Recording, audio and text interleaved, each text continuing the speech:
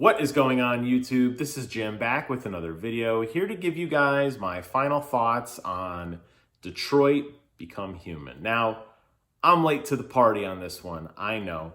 This game came out a little over 2 years ago, and I'm finally getting around to playing it. And let me tell you, this game is nothing short of a masterpiece.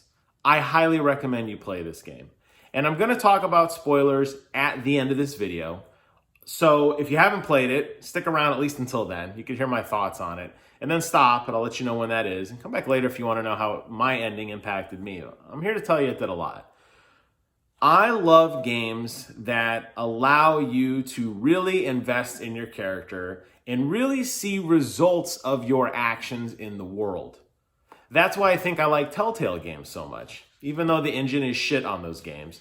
The reality is the story in which is told to you is fascinating, and you do get to dictate what happens in the universe, and you can see the results of your actions around the characters, and you can kind of really understand and appreciate the ending you get because you had a direct part in it. This game takes that formula and dials it up to 50. It is one of the most beautiful games I have ever played, period. And this is coming from a guy who has a high-end gaming PC. This game is absolutely gorgeous. They have painted a future world that is extremely believable. Takes place in Detroit, Michigan, in the future, in which androids are essentially slaves to humans.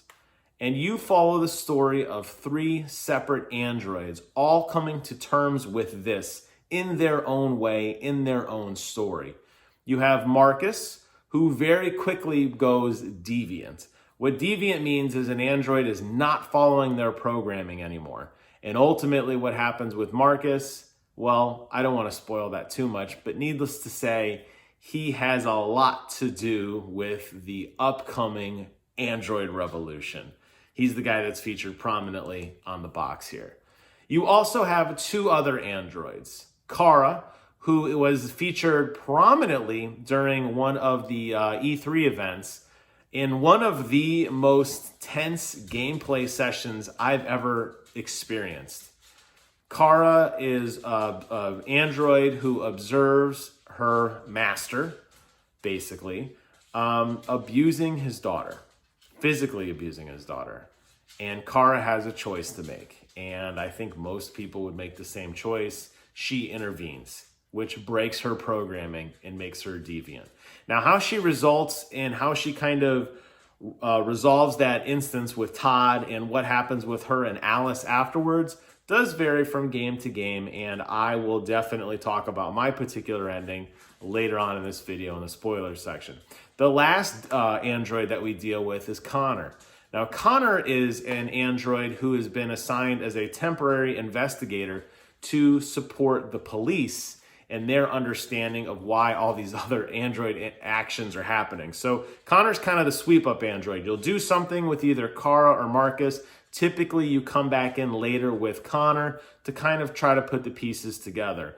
Connor's got his own challenges, though. He's dealing with Hank, and Hank is a very rough and tough and gruff cop who doesn't really like androids, and Connor is trying to work with Hank to solve this mystery. Now, over the course of about, I'd say 14 or so hours, depending on how slow you go, you're going to really get to know all of these characters incredibly well. You're going to learn about their backstories. You're going to learn about their hopes, their dreams. You're going to do very epic, world-changing things with them. And then you're going to do a lot more mundane things with them. And all throughout this, you're building on that character, and you are solely in control of what happens.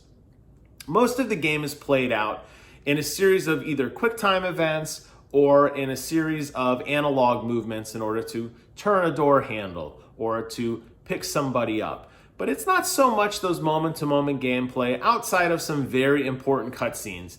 It's really more about the talking that you do and the choices that you get to make as a character. Now, if I could give this game only one criticism, it's that sometimes the choices aren't really made clear And even though they give you a phrase or a word kind of allowing you to see what your character may say, sometimes they don't necessarily match up with the tone or the inflection that you're going for. And you may end up saying something in a way that you didn't necessarily mean to, which will potentially change the path of your game. There are a lot of endings on this. There are over 100 different endings for pretty much every character. Some of them can die earlier on in the story. Some of them could die later on in the story. It's how they die, what they do before they die, what they do to hurt other people around them or save other people around them. It's all these choices that you constantly are making. And what they did so well in this game that I have yet to see in any other game like this, choices you make early on in the story will gravely impact decisions you make later on. And I'll get into that a little bit later in the spoiler section, but needless to say, everything you do matters. Don't think it's a trivial task. Don't think that, oh, I don't really care, this is just filler gameplay for some major decision later. Telltale does a really good job of this, where they'll slow down time and you have to make a choice. And it's very clear it's a high drama moment. Detroit does that as well, but there's a lot of other choices in there as well that lead you to paths that you cannot alter. You see, after every level that you beat, it will show you a massive timeline of the entire level, showing you every choice that you made and all the choices that you didn't. Now, those are blocked off for subsequent playthroughs, which I think gives this game a lot of replayability. But you can see what choices you made branched off and blocked out entirely other stories altogether. It's really fascinating to me now that I've finished the game, going back and looking at YouTube videos and talking to other people who've beaten the game a little more candidly. It's fascinating to see how different their story was from my story. And before I get into the spoiler section, I'm going to say this. This story impacted me very, very emotionally. I cried like a baby when this game was done. I was very devastated by a couple of the choices I made, and I didn't really understand the impact of the things that I had done until it was too late. I'll say this in closing again before I get into the spoilers. If you haven't yet played Detroit Become Human and you own a PlayStation, you absolutely need to do yourself a favor and check this game out.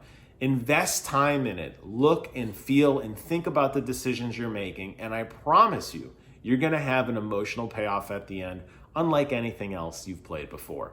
With that, I'm going to jump over into the spoiler sections. This is your last warning. If you haven't yet played the game and you don't want to be spoiled, turn this video off, come back later or not. It's okay.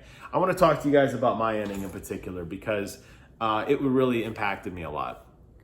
So my particular playthrough, I'll go through Marcus first. I tried to be very pacifist with Marcus. Every time there was an opportunity for him to have some sort of riot or some sort of revolution, I always took the passive route.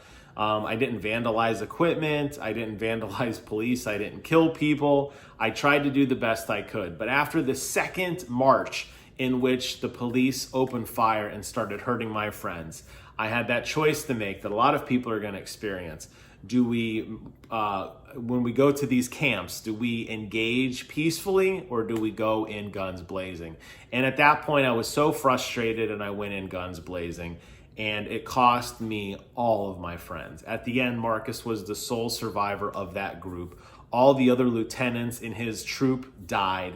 Marcus ends up bloodied and beaten and shot up, hiding inside of a building with the FBI surrounding him, ready to kill him, and just a pure moment of rage, I detonated the dirty bomb and basically destroyed a large portion of Detroit. Although I made it an Android haven, it cost a lot of innocent lives, and both human and Android side, and I was really sad because I feel like I could have done that better. And that's what I was talking about earlier in my review. The emotional decisions you make, the emotional things you do, you're gonna feel inclined to act a certain way. And I feel like cooler heads probably could have prevailed. And had I decided to be peaceful yet one more time, maybe there's a chance people would have lived and my horrible ending wouldn't have happened to others. Connor's story is a little bit different for me. Connor lived as well in my game. As a matter of fact, everybody, the three main characters lived. In my story with Connor, I got to the very end. I was able to crack the case. I was able to, I got down to the basement to activate the remaining androids. Hank was there, and of course you have that decision of trying to stop Hank or trying to activate the robots. I thought Hank was too far away, so I actually activated the robots first. The evil Connor shot and murdered my Hank, and he died in my arms, saying that he was grateful to be my friend and he was ready to die to go see his son. And that really hit me hard because Hank was definitely a rough and gruff character who really grew on my heart, and it was so sad to see that I let him down. Ultimately, Connor succeeded in his mission, bringing up the android army with him, which will definitely change the tide of war going in the future, but he paid a terrible price to do it. Kara's story, equally as depressing for me. Maybe you see a theme here. I was successfully on the boat crossing over to Canada. I was with Alice and with Luther. A gunboat came up, and I'm not really sure what different I could have done, honestly. The gunboat lit us up, instantly killed Luther, gravely injured Alice, and Kara was able to survive. When we get to Canada, Kara's laying there, and she dies in my arms, and she calls me mommy. Well, Kara's, she looks up, I love you, mommy, and she dies, and that was incredibly depressing. I look back on my playthrough and I ultimately let everybody down, and I tried so hard to keep everybody alive, and I tried so hard to do the right thing every time, always sacrificing myself, always sacrificing to help others around me, and it just didn't pan out for me in my particular ending. Does that mean I'm dissatisfied with the game? Absolutely not. I loved it. I have been going back and playing a couple different things just to see what would happen, and I've watched some YouTube videos, as I mentioned, of kind of seeing how the game ended, just because I was curious. But to me, my ending is that ending. Those are the choices I made, and I really feel sad, but at the same time, I respect the way that the game played out, and I can understand it. When you get this much control in a game, where you can really absolutely alter the world and characters and decisions and what other people say and do based on your reactions, it really does kind of ruin other games in a sense where you're just watching from a narrative perspective. Because you're like, oh, I want to say this, or ooh, give me a choice, I would do this instead. This game gives you so much control and so much freedom to do that it kind of ruins other games almost in a sense. I highly recommend this game in case you couldn't tell. And I know we don't really do Game of the Year the way other people do. I say we, I mean, it's just me, but I don't really talk about Game of the Year so much in terms of, the year it came out, but this definitely impacted me in such an emotional way, very similar to the way my most favorite game ever, Shadow of the Colossus, did, that it really makes me pause and go back and reflect on it. And I think I'll be really pondering this game for a long time. I'm currently playing through The Last of Us 2, but I can't stop thinking about Detroit, and I felt like I had to do this movie because I wanted it to be a love letter to this game. I wanted it for posterity in my channel, and I wanted everybody to know that games like this absolutely matter, and if you invest time in them, you're going to reap some phenomenal emotional rewards at the end. With that, I'd like to close out this video. Leave your comments below. Thank you guys so much for watching. Take care of yourselves. And until next time, I will see you guys on the other side.